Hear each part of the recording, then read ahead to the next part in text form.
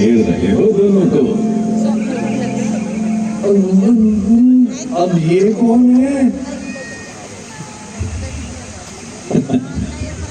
घबराओ नहीं, तुम मुझे और मैं तुम्हें कई सालों से जानते हैं। अब तक तुम मेरे पास आकर बातें करते थे। अरे चुप करना। पूछना पड़ता है समीर, कोई उल्लू तो नहीं बना रहा है ना हमको?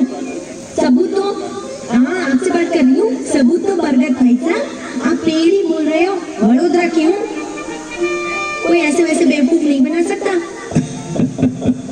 समीर, जब तुम अमेरिका गए थे तो मेरे पास आकर कहा था, मैं जा रहा हूं वापस आने के लिए उन लोगों को जिन्हें वडोदरा से प्यार है, जिनके लिए वडोदरा कर्म भूमि है। ऐसे लोगों को हम दिखाते हैं, सुनते हैं, बतलाते हैं।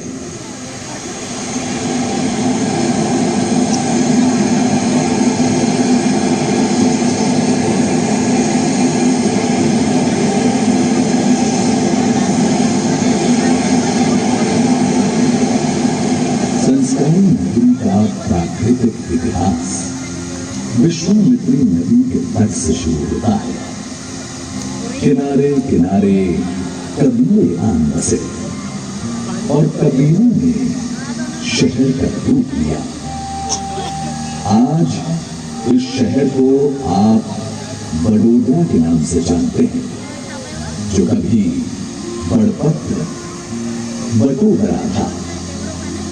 विश्वामित्री नदी के तट पर घने बरगद के पेड़ हुआ करते थे, जिसे गुजराती में वड कहते हैं, यानी कि मैं।